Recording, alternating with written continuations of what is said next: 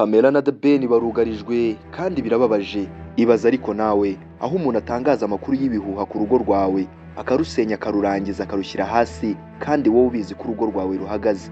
Muri make ni ukuba umuntu agufiteho amakuru nawe utifiteho. Bimaze kugaragara ko hano mu Rwanda abatangaza amakuru ku muyoboro wa YouTube cyangwa se ibindi bitangazamakuru byandika batakireba agaciro k'umuntu ahubwo basigaye bashyira imbere views. Ni ibintu bibabaje mu by'ukuri, dore ko uyu munsi wa none ahangaha mu Rwanda kwamamara ari ikibazo kugira ngo bibe igisubizo ku buzima bw'uwamamaye. I take you as my wife, my partner, and my best friend. I'm grateful for our past, present, and excited, very excited for our future together. I love you more than words can express, and I'm honored to spend the rest of my life with you. I love you. Together with you is my favorite place to be.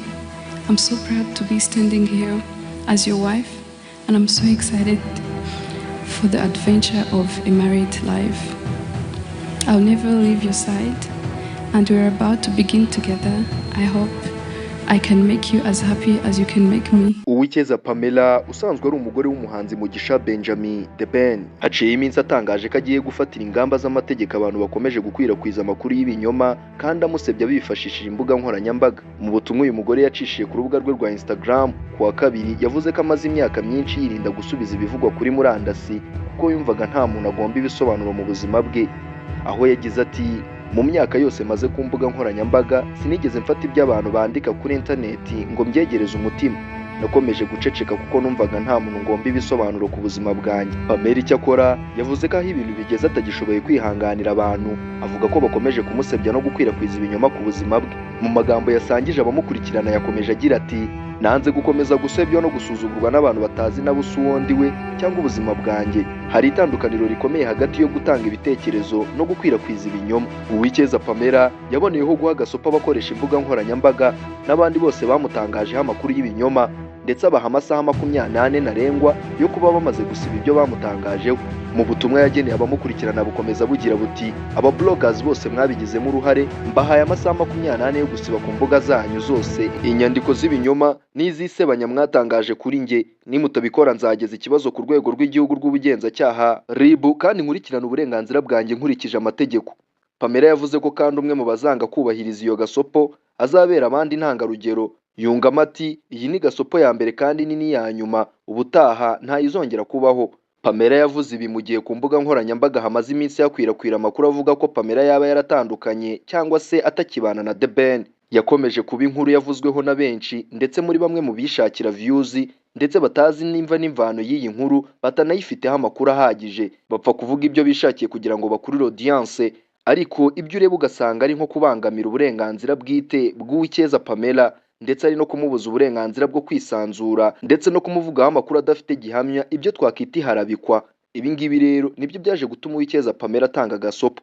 Gusa ibi ngibi mu minsi yose ishize bivugwa ku mbuga nkoranyambaga nta gisubizo ndetse nta n'igitekerezo na kimwe Mugisha Benjamin cyangwa se The Ben Tiger B arabitangazaho, dore yuko ari victim w'iki kirego kuko yavuzweho byinshi ko yaba ari umugabo usigaye wirerana umwana umugore yaramumutanye nyamara ari kwirira isi hanze y'igihugu ari kumwe n'abandi bantu. Ibyo Pamela wagaragaza nk'akarengane, nyamara muri rusange nawe ushyize muri logique urabyumva ni akarengane. Ni gute abantu basigaye bacira abandi urubanza bagashyiraho amategeko ku buzima bwabo ndetse bakanashyiraho deadline y'ibyo batagomba kurengaho? Ese umuntu washatse ntabwo yemerewe kwishima? Ntabwo yemerewe kuba yaganira n'inshuti ze? Ntabwo yemerewe kuba yahura n'abo biganye? Iki ni ikibazo nawe wakibaje ndetse ukaba wakiha igisubizo. Niyo mpamvu abakwirakwije aya makuru kandi bashinjije uyu mugore guta umugabo we mu Rwanda akajya kwinezeza mu bihugu bitandukanye byo hirya no hino ku isi, mu gihe badakuyeho aya makuru y'ibinyoma badafitiye gihamya, bazabiryozwa ndetse bagahanwa by'intangarugero n'amategeko y'u Rwanda. Uwicyeza Pamela ndetse avuga yuko ababazwa nuko ababivuga bose nta n'umwe unamufiteho amakuru yuzuye, ari babandi bamubonera ku mbuga nkoranyambaga, ari babandi bumva icyatangajwe mu binyamakuru ariko batazi Pamela wa nyawe ni muntu ki. Ese ubundi Uwicyeza Pamela ni muntu ki?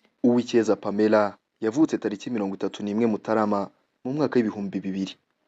Ni umunyarwandakazi uzwi cyane nk'umugore w'umuhanzi witwa Mugisha Benjamin uzwi nka The Ben.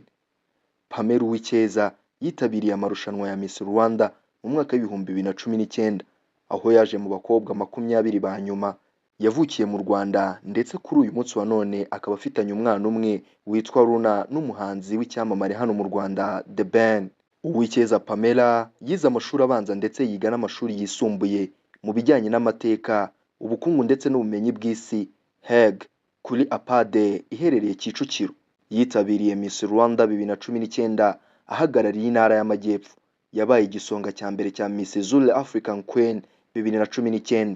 Gusa tariki 18 Werurwe mu mwaka w'2025 nibwo yatangaje ko yibarutse imfura ye na The Ben ndetse ko bibarukiye imfura yabo hanze y'igihugu.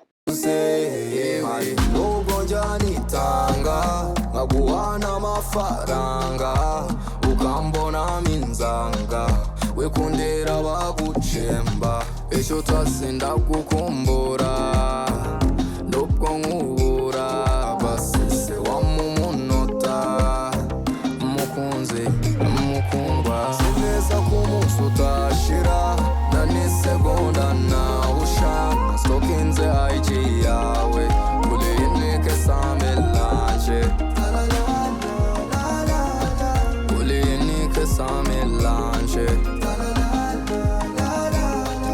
ulinike sa melange